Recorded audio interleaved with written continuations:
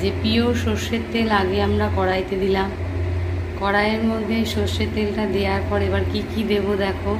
আজকে যাদের অতিরিক্ত হেয়ার ফল হচ্ছে বা ড্যান্ড্রফ যাই হোক না কেন, এবার তাদের ক্ষেত্রেই এই তেলটা বানানো। এবার দেখো কি কি দিচ্ছি এর মধ্যে উপকরণ, সবগুলো তো জোগাড় করতে পারিনি, যে কটা হয়েছে সে কটা দিয়ে আজকে বানাবো। অনেকেই বলছিল যে হেয়ার ফল হচ্ছে তার কোনো তেল যদি দিতে দেওয়ার জন্য বলছিল। তা দেখি আজকে কীরকম করে কি তেল দেওয়া যায়। দু রকমের আইটেম করবো ভেবেছি।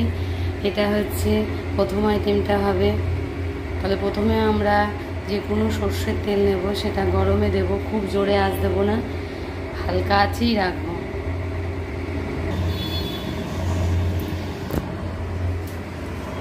এই যে কারি পাতাগুলো নিয়ে এসছে, এই কারি পাতাগুলোকে এবার ছাড়াবো একটা একটা করে দিয়ে ওই তেলের মধ্যে দেবো। তোমরা সঙ্গে থাকো, দেখতে থাকো। এই দেখো ওই কারি পাতাগুলোকে ছাড়িয়ে ছাড়িয়ে আমি এখানে রাখলাম। কারি পাতাগুলোকে ধুয়ে নিতেও পারো, যদি মনে হয় যে না পরিষ্কার নেই, তাহলে তোমরা ধুয়ে নেবা, একটু ধুয়ে তবে তেলের উপর ছাড়বা। এরকম করে প্রত্যেকটা কারি পাতাগুলো ডান্টি থেকে বার করে ফেলবো।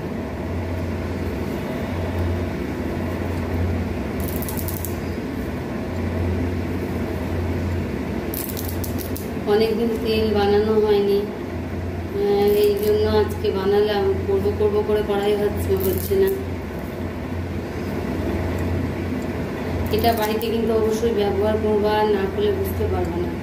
এটা ব্যবহার করলে এর গুণাগুণ খুব, প্রত্যেক দিন না পারলেও সপ্তাহে 2 দিন 3 দিন রাত্রিবেলায় শোয়ার আগে এটা মাসাজ করে শোবা। সব স্কাল্পগুলোতে যেন এই অয়েলটা যায়, বা কেউ যদি দিয়ে দেয় তাহলে তো আরো ভালো হয়। নিজের দেওয়ার থেকে কারোর দেওয়াটা বেশি ভালো। আর নিজে যদি দিতে চাও তাহলে করবা, একটুখানি 2 হাত দিয়ে একদম মাসাজ করে করে দেবা। পাতাগুলো একদম পরিষ্কার ছিল, পাতাগুলো কিচ্ছু নোংরা বা কোনো কিছু ছিল না, একদম সবুজ রঙের, খুব সুন্দর পাতাগুলো ছিল। প্রত্যেকটা পাতা আমাদের ছাড়ানো হয়ে গেল।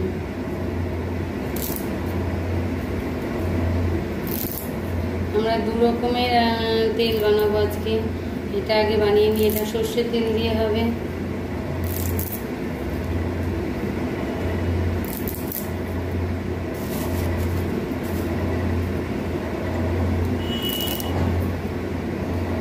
এবারে এইগুলোকে আমরা একটু ধুয়েই নিই আমি, যেহেতু আমরা মাথায় দেব, কোথায় কি থাকে।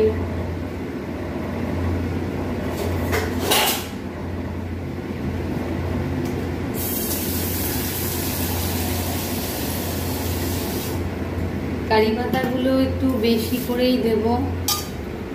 কারি পাতা বেশি দিলে তো কোনো ক্ষতি নেই, যত দেয়া যাবে চুলের ক্ষেত্রে ভালো। আমরা একটু বেশি বেশি করেই দেবো, যেহেতু আছে, নষ্ট করে লাভ নেই, সেহেতু আমি একটু বেশি করেই দিচ্ছি।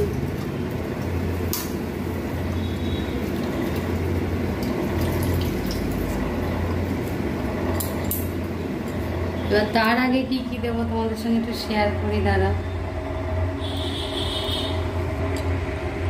এই যে তেলটা গরম হয়েছে, অনেকটাই গরম হয়ে গেছে। এবার এর মধ্যে কি কি দেবো দেখো ফোড়ন হিসাবে। দেখো সর্ষে ফোড়ন দিলাম, সর্ষে ফোড়ন দিয়ে দিলাম।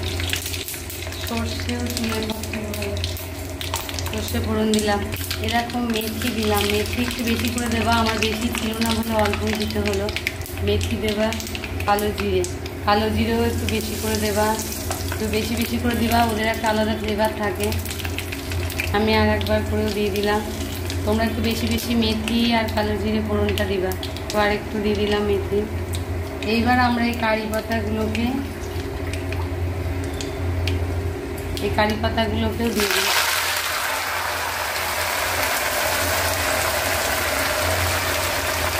গ্যাস কিন্তু একদম স্লোতে থাকবে, গ্যাস একদম জোরে থাকবে না, তাতেই দেখবে চটপট চটপট করে উঠবে একদম।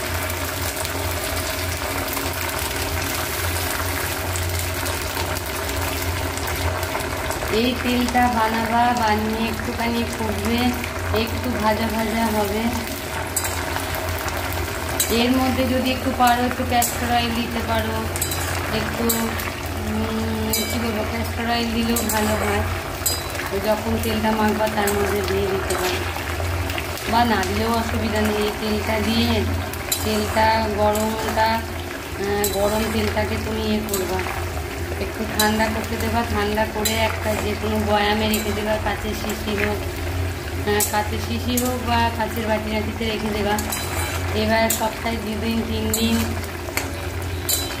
এই তেলটা মাখবা মাথায়, দেখবা অনেক। এই বর্ষায় যেহেতু সবার চুল উঠছে, এই টাইমটা একটু প্রোটেকশানের দরকার হয়, একটু হেনা টেনা করবা, ঘরোয়াভাবে বলছি। এবার পার্লারে যদি হয় তাহলে তো বলবো স্পা করাও, এবার পার্লারে তো সব সময় সবার ক্ষেত্রে সম্ভব না, সেই ক্ষেত্রে ঘরোয়াভাবে আমি এগুলো বলে দিলাম যে একটুখানি হেনা করো, হেনা খুব ভালো।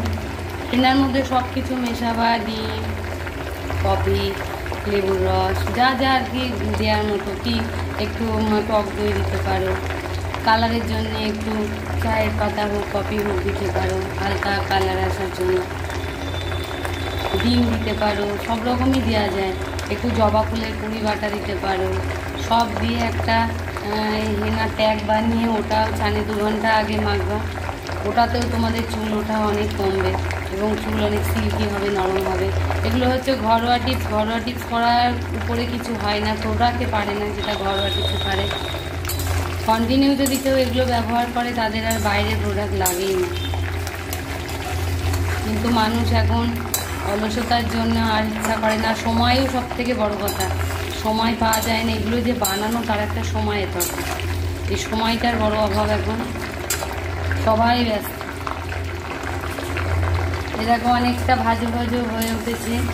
এই কারি পাতা ভাজাগুলো যেন যদি কোনো মুড়ি টুড়ি বা চিড়ে ভাজার সঙ্গে সন্ধেবেলায় একটা কোটোর মধ্যে রেখে দিলে, এগুলো তো কোনো খারাপ জিনিস দেওয়া নেই, সবই ভালো খাওয়ার জিনিসই দেওয়া। এই কারি পাতাগুলোকে তেল থেকে নামিয়ে শুকনো করে এই কারি পাতাগুলোকে একটা কোটোর মধ্যে রেখে দেবা, দিয়ে যখন মুড়ি টুড়ি মাখবা তারপরে এই কারি পাতাগুলো হাত দিয়ে একটুখানি করে দিবা, গুঁড়ো গুঁড়ো হয়ে যাবে। ওটাও খুব টেস্টি হয়, খুব সুন্দর হয় খেতে। কারি পাতার অনেক রকম গুণ, সব কিছু টেস্ট আনে। দেখো তেলটা, এই তেলটাকে আমরা এবার ঠান্ডা করতে দেবো। ঠান্ডা করে নিয়ে তবে আমরা এটাকে ছেঁকবো, ছেঁকে তুলে রাখবো। আজকের এই যে উপকরণটা তোমাদেরকে দেয়া হলো, এটা কিন্তু অবশ্যই তোমরা বাড়িতে প্র্যাকটিস করো। এটা করলে তোমরা ফলাফল পাবা। কে কে করেছো অবশ্যই আমাকে জানাবা কমেন্টের মাধ্যমে। এটা কেমন লাগলো আজকের ভিডিও, আমি পুরো তেলটা হয়ে যাওয়ার পর আমি তোমাদের দেখাচ্ছি কেমন হবে তেলটা।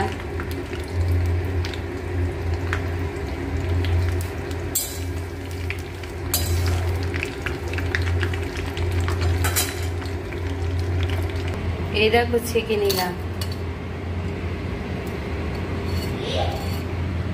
এই যে ছাঁকা হয়ে গেল। এই তেলটা এখন অনেক কদিন হয়ে যাবে, আমরা সবাই মিলেই মাখবো। তোমরা অবশ্যই বাড়িতে কিন্তু ট্রাই করো। এই টিফিন বাটির মধ্যেই আপাতত রাখলাম, এটা ঢাকনা দেওয়া থাকলো, পড়ার ঝামেলা থাকলো না। কাচের শেষে এই মুহূর্তে সামনে পেলাম না বলে, আর যদি পায়ে পড়ে তাহলে পরে খুঁজে ওর মধ্যে ঢেলে রেখে দেবো।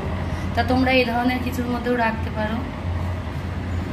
এই যে অবশিষ্ট পাতাগুলো থেকে গেল, এই পাতাগুলো ভাবছি একটা কোটোর মধ্যে রেখে দেবো। একদম ঝরঝরে হয়ে গেছে, মচমচে পাতাগুলো, পুরো মচমচে। দেখো শব্দ শুনলে বুঝতে পারবা মচমচে। এগুলো মুড়ি দিয়ে সন্ধেবেলায় মুড়ি মাখলে মুড়ির মধ্যে দেয়া যায়। দেখি আজকেই করব, কোনো কিছুই ফেলার না, সব কিছুই ব্যবহার করলেই কাজে লাগে, ফেললে তো ফেলেই দেওয়া হয়। তা সেই ক্ষেত্রে এটা রেখেই দিই। তাহলে কেমন লাগলো আমার ভিডিও, সামনের দিন আমি আর একটা হেয়ার অয়েল করে তোমাদের দেখাবো। এই প্রথম দিনেরটা আমি করলাম, এটা আগে সবাই ব্যবহার করো, কেমন ফলাফল পাচ্ছ বলবা। আজকের মতো টাটা।